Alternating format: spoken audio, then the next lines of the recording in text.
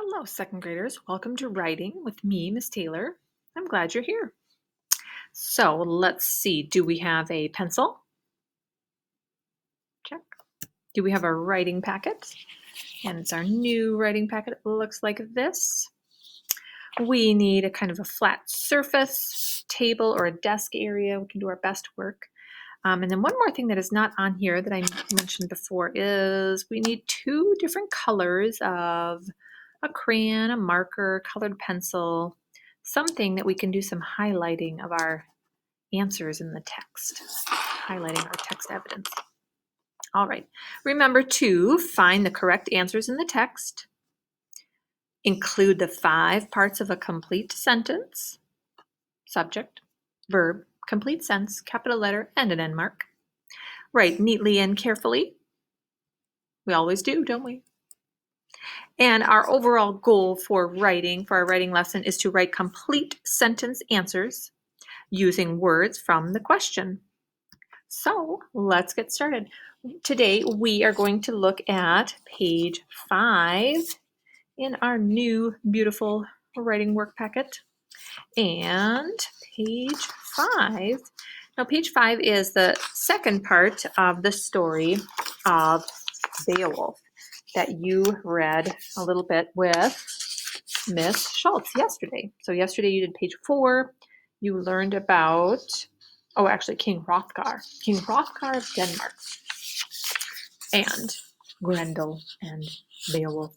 So today we are going to finish the story about King Hrothgar and Beowulf and Grendel.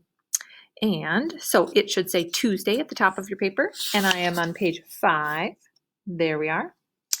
And let's just make sure, let's see, on the left-hand side, we can see there is there are some paragraphs, some sentences about the same topic. And then over here on this side, on the right side, we have 2 questions. So we're going to read the paragraphs on this side, and then we're going to answer the questions. So let's get started. And when I am looking at these paragraphs, I like to draw a little arrow to help me see where does the paragraph start. And so this paragraph is indented. It goes in a little bit right there. So this is one paragraph. And then, you know what, I think maybe this one is supposed to be indented, but it's really, because you see how there's kind of an extra space here? I wonder if that is also supposed to be indented. That is our next paragraph. So, one more thing that I like to do, I like to kind of make a little bracket around each paragraph, and then I can see, this paragraph is all about one topic, and then down here, this paragraph is about another topic, or kind of the next part of the story. So if you wanted to do that, you could. All right, so let's read the paragraphs. One dark night, as the king's warriors slept on the floor of Heorot, Grendel crept inside. Before anyone could arm or protect himself, Grendel slaughtered 30 of the king's bravest men. Oh dear. He slaughtered them. He killed them. Yikes. For the next 12 years, the king's great feast hall stood empty as Grendel prowled the land. Stories of the monster's evil acts spread far and wide. They even reached the great warrior Beowulf. Now Beowulf swore he would slay the monstrous enemy of King Hrothgar. So Beowulf, brave warrior, he is going to slay, he is going to get the monster Grendel. All right, so let's take a look at our questions. Ooh, and this is where we get to use colors. So choose a color.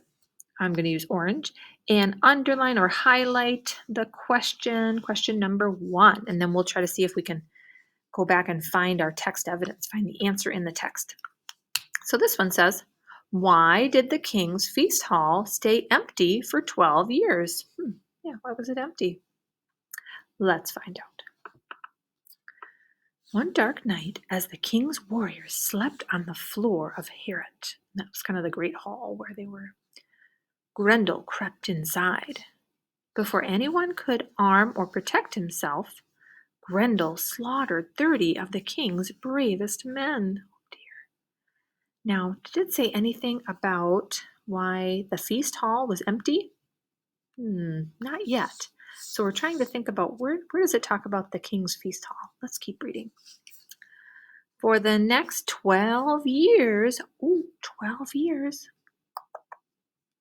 the king's great feast hall stood empty as Grendel prowled the land. Oh, that's why it was empty, because all the people were afraid that Grendel might go there and scoop up some people and gobble them up.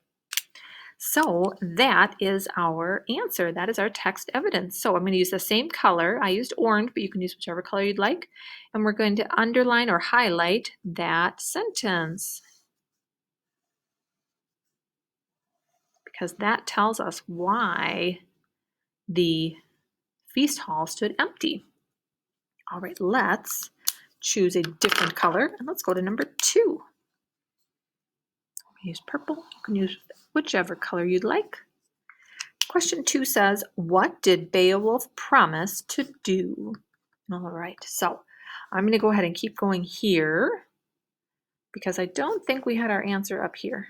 This was talking about how Grendel would creep in and he would sort of take, kind of kill some 30 of the men. Ooh.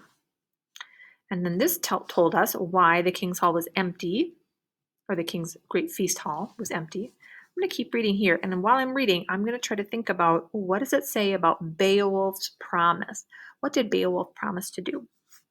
Stories of the monster's evil acts spread far and wide. They even reached the great warrior Beowulf. Just talking about Beowulf. Now Beowulf swore he would slay the monstrous enemy of King Hrothgar. Ooh. So Beowulf swore, that means he promised. So that is our answer. And our text evidence is in this last sentence here. Now Beowulf swore he would slay the monstrous enemy of King Hrothgar. All right. So now we have our text evidence. We have our answers in the text. We've colored or highlighted, underlined them in the same color. Now let's do our complete sentence answers. So number 1, why did the king's feast hall stay empty for 12 years? Well, let's go ahead. When we make a complete answer sentence, we're trying to use as many words from the question as we can, but we're not going to use this question word. So let's cross that out. And in fact, why did is kind of part of the question, isn't it? Why did? Let's cross that off. Now, could we start our sentence with the king's feast hall stay? I think we have to change that to be the past tense. The king's feast hall stood empty for 12 years because, very nice. So let's use a capital letter. So I'm going to use these words, the king's, apostrophe there because the feast hall belongs to the king. The king's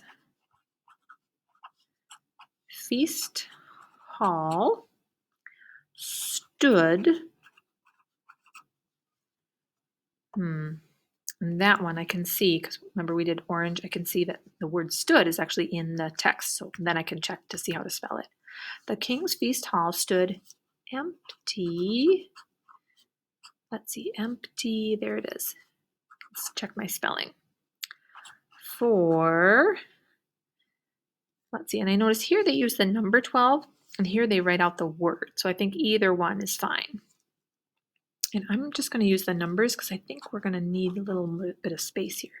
The king's feast hall stood empty for 12 years because, there's a little song for because. Miss Lund taught it to me a few years ago. B-E-C-A-U-S-E, because, B-E-C-A-U-S-E. That's how you spell because. And actually it works for any 7-letter word, that little tune, but it does help us remember how to spell because that can be a tricky one to spell. Okay, so because, well, let's look in our text evidence. Here it is. For the next 12 years, the king's great feast hall stood empty as Grendel prowled the land. It was because of Grendel. The monster was prowling around. So I'm just going to add, so we have the king's feast hall stood empty for 12 years because Grendel, proper noun, Grendel, check my spelling, prowled the land. So people were kind of afraid to go there. And I do need something at the end of my sentence. What do I need? Nice job. All right, so let's check. Remember, we are trying to, find the correct answers in the text. We've done that. Look at our beautiful color coding of our answers, our text evidence. Include the 5 parts of a complete sentence. Let's see, we've got subject. That would be the king's feast hall. Verb. Let's see, well, they tell us what about the king's feast hall? Well, it stood empty for 12 years. Okay. Does it make sense? Does this sentence make sense? The king's feast hall stood empty for 12 years because Grendel prowled the land. Yeah. Do I have a capital letter? Do I have an end mark? Check. I'm going to check before I check. All right. Nice job, scholars. And of course, we're going to write neatly and carefully. We always do that, don't we? All righty, for number 2. Number 2 says, what did Beowulf promise to do? So let's go ahead and cross off our question words. And we can start here. Beowulf, we'll turn this into past tense, promised to, I think we can cross off this word. It's sort of a question word too, isn't it? And then we'll have our capital letter, Beowulf promised to, Beowulf promised, added my d, to, and we have to go back here and look in our text. Beowulf promised to, here it is, right? Slay the monstrous enemy of King Hrothgar. So he's going to slay the monstrous enemy. That means he's going to kill Grendel. All right, so second graders, what you're going to do is finish number 2. So we've done number 1 all together. You're going to finish number 2. You're going to check for capital letters and end marks. You're going to make sure your sentence makes sense. And you're going to give yourself a little check mark. And then you're going to submit your work when you are finished. So again, this one, number 2, should be Beowulf promised to slay the monstrous enemy of King Hrothgar. Now be careful when you are writing the rest of number 2, make sure you spell the words correctly because they're right there. So it's a really good habit for us. Very prudent to look over here at in our text to see how to spell the words. And that is it for our writing lesson for today. So you're going to finish up number 2. You're going to take a picture, submit it for your teacher so we can see all your amazing writing work. Have a wonderful day, scholars, and I will see you again soon.